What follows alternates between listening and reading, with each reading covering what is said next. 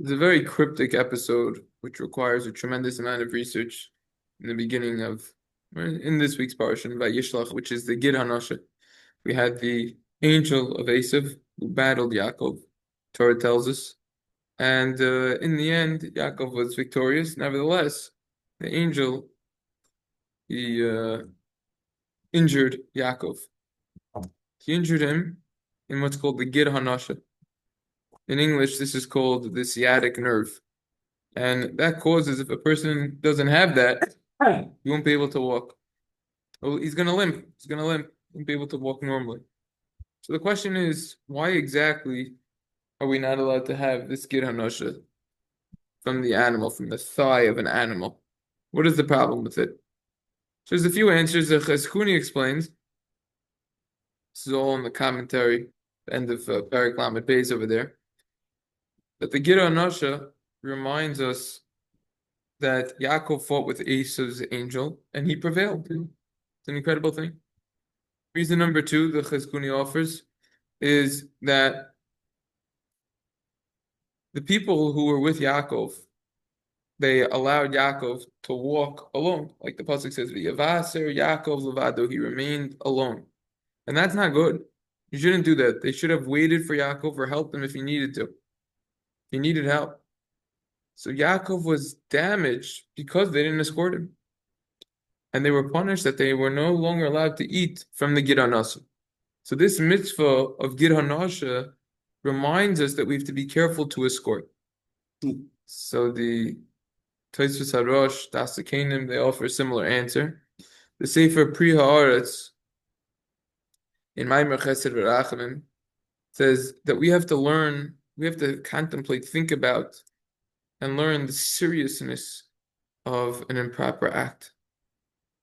We have to realize, we think sometimes, oh, this is it's not a big deal if this gets done or if this doesn't get done. We have to realize that no, the repercussions, the ramifications are tremendous.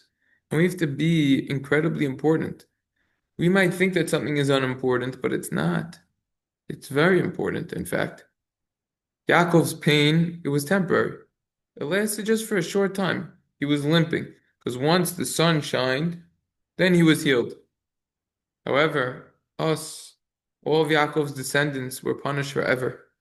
That now we are no longer to eat from the Gid hanasheh. And when we don't eat from the Gid hanasheh, we purify the way that the people who were with Yaakov stumbled. They messed up because they didn't escort him. Now by us not consuming from the Gid hanasheh, we fix that, so to say. That's reason number two, why the Gid hanasheh is prohibited. Reason number three, the chinuch in mitzvah gimel. There are only three mitzvahs in the entire Sefer Bereshis, perhaps four if you include Shabbos, Peruvu, Mila, Gid hanasheh, and maybe Shabbos. So the chinuch over there explains that the Gid hanasheh symbolizes on a deeper level that all of the troubles that we're going to encounter throughout all of the exiles that we're in, these troubles are going to be caused by Esav's descendants. Nevertheless, we will not be defeated. Our identity will endure forever. It will always last. And eventually we will get redeemed from Mashiach, from our enemy. So when we recall this, we remember that it was through keeping this mitzvah that we're going to remain faithful and righteous forever. That's what this symbolizes. This symbolizes that, look, we might have a limp here, a limp there, but at the end of the day, we're going to be good. We're going to be healed, similar to this episode that occurred. Reason number four is Rabbi Shimshon Raphael Hirsch. He explains that, look, this mitzvah was not given that we can't consume this sciatic nerve, the Gid hanasheh. It was not intended to inform us, all of Yaakov's descendants, of this historic episode that now Yaakov limped because of a wrestling match. There's nothing to do with that. The Gid hanasheh symbolizes strength, self-reliance, independency.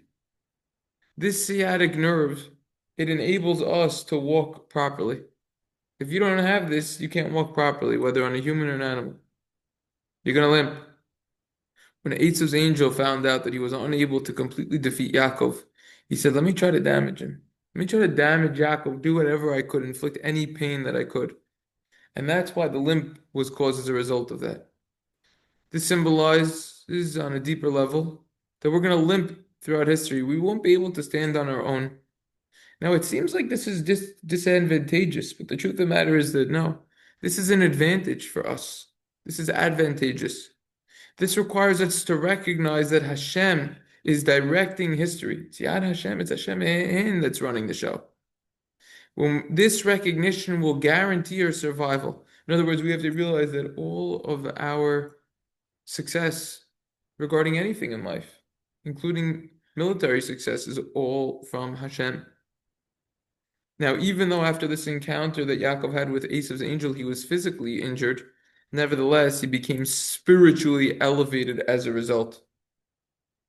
Yaakov's sciatic nerve, or his hip socket, became dislocated, broken, but he wouldn't let the angel go until the angel agreed to bless Yaakov. And what was the blessing? Your name is going to be called Kisarisa, and your name is going to be called Yisrael. Yisrael means, the word Yisrael, commanding power of Hashem. In other words, Yaakov prevailed precisely by being physically weak. This weakness demonstrated that his strength would be all from Hashem's protection, all from Hashem. When we refrain from eating the gid hanasheh, we demonstrate that physical ability, that's in Esav's domain. Esav lives by the sword. However, conversely, our survival and success is only dependent upon Hashem's protection. How do we merit this protection? By being aware about this, cognizant. We reinforce this awareness by refraining from taking part in the gid hanasheh. Those are 4 reasons why we're not allowed to eat the gid hanasheh. One interesting question about the gid hanasheh is, there's a halacha that's discussed in Maseches Chulin, and it's in the Torah Shulchan Aruch, Ein begidim noisein tam. That means that sinews do not give off flavor. They don't have flavor. So that being said, we have to address this question in terms of from a lumdus perspective. We have to address, why is it prohibited at all to consume the gid hanasheh if it doesn't have any flavor? Ein begidim noisein tam. Furthermore, the Rosh, in the back of the Mikros Gedolos, Tosfos Harosh, the Rosh says that we could know that with this gid hanasheh we could no longer consume meichel tov, a good food. Why is this sciatic nerve, this gid, a nerve, why is it even considered food? It doesn't have any flavor. What's the explanation of this Rosh? Someone once asked me this question. I said I wasn't sure. I remember just last night, one of my chavruses, I said, remember 5 months ago someone called you in the middle of the summer, and then I was on the phone, it was on speaker, and he asked one random question about the gid hanasheh, and it was this question of, why is it prohibited if it doesn't have flavor? And I said I wasn't sure. I'll let you know Parshas Vayishlach. Well, call him back and let him know. So I've had 7 million encounters since then. You think I remember who that was? Oh man. Okay, 7 million. You must be exaggerating. But all right, so he forgot, but I have the answer for him. The answer is right now. How is something that doesn't have flavor considered a good food?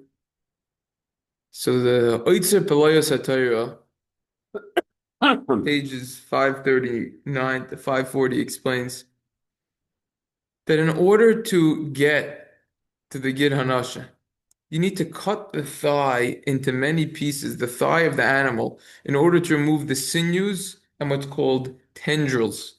If you're not sure exactly what this is, you could research it, but they're parts of the body.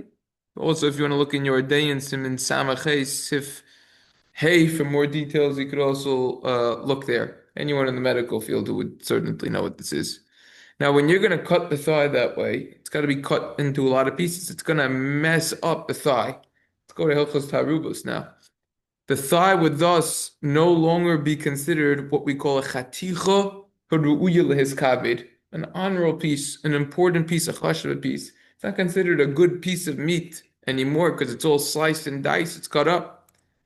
Consequently, by prohibiting the gid hanasheh, that doesn't only prohibit the sciatic nerve itself, the gid hanasheh itself. It prohibits consuming the entire thigh, which is considered a tasty part of the animal. So therefore, you're right, ein begidim b'noisein tam, that the sciatic nerve doesn't have flavor. Nevertheless, you're causing as a ripple effect, as a domino effect, as a result, the whole thigh to become prohibited. Furthermore, Moshe of Zekanim, Shonim, explains that included in this prohibition of gid hanasheh are mixtures. In other words, let's say you have the gid hanasheh and it's mixed, the sciatic nerve, with other nerves which are permissible. All the content in that pot is prohibited. Why don't you say batal mashishim? Guess what? That even if you have 1,000 permissible nerves and just one sciatic nerve in there, the whole thing is prohibited. Afilu be'elef lo batil, like the Gemara discussed at the beginning of Beitzah. That even if you have 1,000 permissible times the content, it's still prohibited. Still not allowed. Why? Because we're learning a lot of tarubos today. The gid hanasheh is considered a barrier or a whole entity. And therefore, we know that a barrier, a full and a complete entity, is not considered batal. It's not null and void, and therefore everything is prohibited. Furthermore, it's impossible that there isn't some flavor in the gid hanasheh, which is questionable. So these are just a few points to share about the gid hanasheh that we didn't cover last year. Last year we discussed why specifically Esav's angel in length we discussed with other points as well went after Yaakov. What about Avram? What about Yitzchak? We explained Yaakov represents Torah, and we explained the significance of the thigh. As the angel saw that he couldn't completely defeat Yaakov, and actual people who learn Torah, people who actually learn Torah, aka Yisachar, so he went after the supporters of Torah. The thigh supports the entire body, it holds up the entire body. Baron Cutler discussed it, others. That's what we discussed at length last year. So these are additional points on the gid hanasheh. It's very funny. I did a lot of research on this. I know it was only 10, 15 minutes that we just did right now, but I did a couple hours of research on this actually. And the Kli Yakar has length over here. And he says there's a lot of depth and all of this. A lot of them, they say there's a lot of depth. I'm just going to just say a little bit. There's not enough room on the page to write about everything. That's what they say. It's a very cryptic episode. There's a lot going on over here. A lot that we can learn. Okay.